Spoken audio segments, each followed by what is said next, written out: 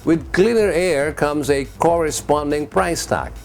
That's the pronouncement of no less than a top official of the Department of Energy or DOE.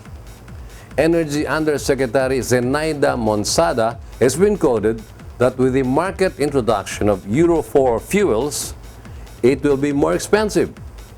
For more insights into this glum scenario, we have invited to Motoring Today's Motoring Forum the kind Undersecretary herself. Welcome to Motoring Today, Yusek Monsada. Thank you, Butch. Magandang hapon. Euro 4 fuels are mandated to be used starting 2016.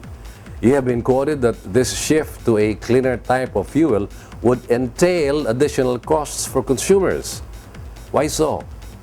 Well, actually, yung Euro 4 fuels is a target and it's part of the parang program related to the ASEAN economic integration. So, ang thrust dito is we'll have cleaner fuels and a uniform standard for the ASEAN member countries. Now, Euro 4 means a better quality fuel.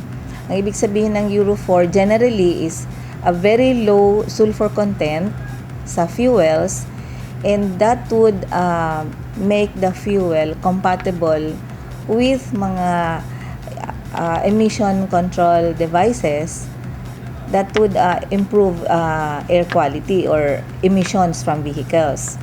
So, you normally pay for quality. No? So, better quality products, better quality goods, better quality services are usually more expensive than yung hindi better. Diba? So, the expectation is it will be a more expensive fuel. Tell us, would you have an idea of the projected additional costs to consumers? Depende yan sa supply and demand.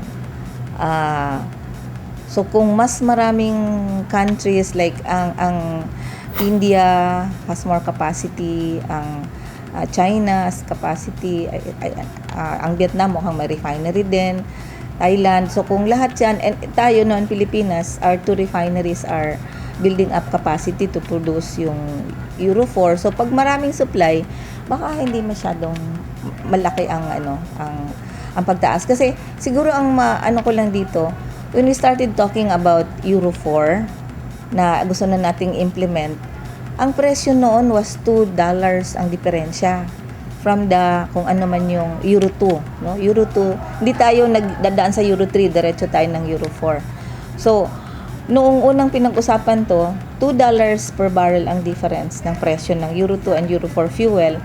Tapos meron pang $2 na premium. Eh ngayon, $1 na lang yung nakikita namin eh. $1, less than $2 na lang. So, baka by the time umabot tayo dun sa 2016, baka pwedeng wala na.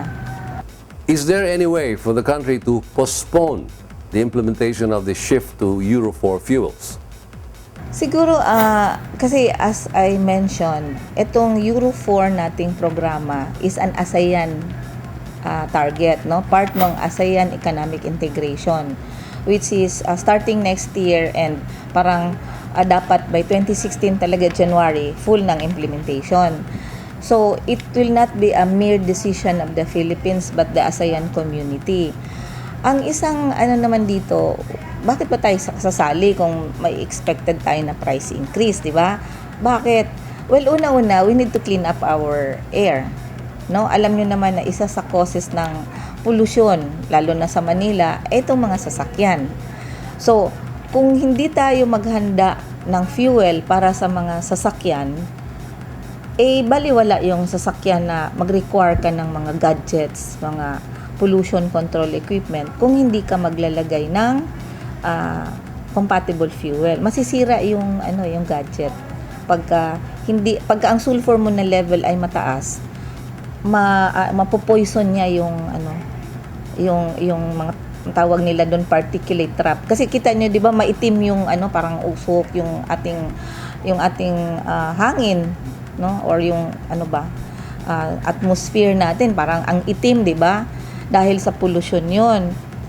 Contributory din ang sulfur, among others. Meron pang iba. So, ang target natin is mas maayos naman mas maaliwalas naman yung ating hangin. So, nag-require tayo ngayon na ang mga vehicles magkakaroon ng mga pollution control devices. Ngayon, kailangan niya ng fuel para hindi masisira. Kasi masisira siya kung hindi compatible, kung mataas ang level ng sulfur. So, ang ano nito ngayon, kung hindi naman tayo susunod, kunyari, bahala na yung ASEAN community dyan, poor tayo, bakit tayo bibili ng mas mahal na sasakyan, mas mahal na fuel? Ang problema, maging dumping ground tayo ng mga aayawan ng ibang countries. Kasi kung sila, mag-improve sila with technology, pag tayo sabihin natin, poor tayo, huwag tayong makisali dyan, mahal yan. Dumping ground tayo, lalo tayong maging kawawa. So parang, ang isang ano dito is ma-avail natin yung advancements in technology, sasama tayo doon. Pero hindi naman ibig sabihin na lahat ng sasakyan kailangan bago. Ang sinasabi lang is lahat ng padating or bagong sasakyan na i-rehistro mo, dapat compliant na sa yung higher standard ng emissions. Kasi baka sabihin, paano yung sasakyan ko, hindi na ako pwedeng tumakbo. Hindi, pwede pa rin. Yung mga bago lang na papasok ng bali 2016, hindi na pwedeng irehistro yung mga hindi Euro 4 na vehicles. So dapat tatapatan mo yan ng tamang fuel. If the shift is inevitable, what advice can you give to our motorists to help alleviate the financial impact of the use of Euro 4 fuels? Well, ang ano naman dito is itong Euro 4 would more likely impact on new vehicles. Actually, sa Department of Energy, pinag-usapan pa namin at magko-consult pa kami lalo na sa public transport sector, kung dapat ba ang fuel natin ay lahat Euro 4 na or pwede bang may halo pa, Euro 2 at saka Euro 4. Titingnan namin ng costings, no? Kasi syempre, very sensitive kami sa pagka-sensitive ng mga jeepney drivers natin kasi matatamaan sila. Pero alam nyo, tayo sa Pilipinas, maswerte tayo na kahit mag-Euro 4 tayo kasi yung ating diesel ay may halo na biodiesel. And kahit papano, yung iba kasi pagka nag-Euro 4 sila, magdadagdag pa sila ng additive. Kasi inalis mo yung sulfur, may gamit yan sa sasakyan eh. Ngayon, pero dahil may biodiesel tayo, hindi na tayo magdadagdag ng lubricity improver. Mababawasan yung dagdag sana na cost. Kaya sinasabi ko nga, hopefully, hindi naman significant yung maging increase sa cost.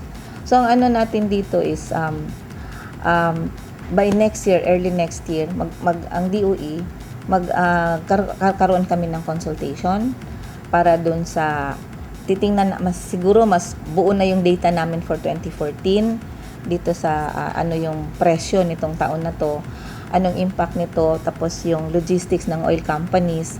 Kasi paghahandaan nila yun, linisin sila yung mga tangke nila para papalitan ng ibang fuel, no? And then, of course, pagdating doon sa mga, lalo na sa mga jeepney drivers, anong impact nito sa presyo at saka sa kanilang operation. So, magkaroon kami ng consultation tungkol dito. Pero, yun na nga, basically, itong Euro 4 na fuel ay para sa Euro 4 na sasakyan.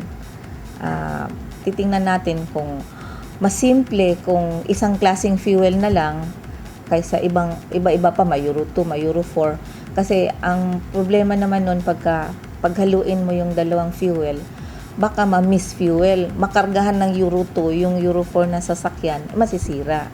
And kung marami silang tangke, sasabihin nila, magastos kasi marami kaming tangke. Baka pwedeng pag-isahin. Pero inaaral namin yon. But ang assurance namin isa dito is, ang DOE pinag-aaralan along with other government agencies kung paano to i-implement na ma-minimize yung additional cost. Thank you very much for your time, Yusek Monsada. Salamat din, Bud, sa pagkakataon na kwento kung anong ginagawa ng DOE at ibang ahensya in preparation for the ASEAN economic integration and in particular itong Euro 4. Undersecretary Zenaida Monsada of the Department of Energy, our guest this week on Motoring Today's Motoring Forum.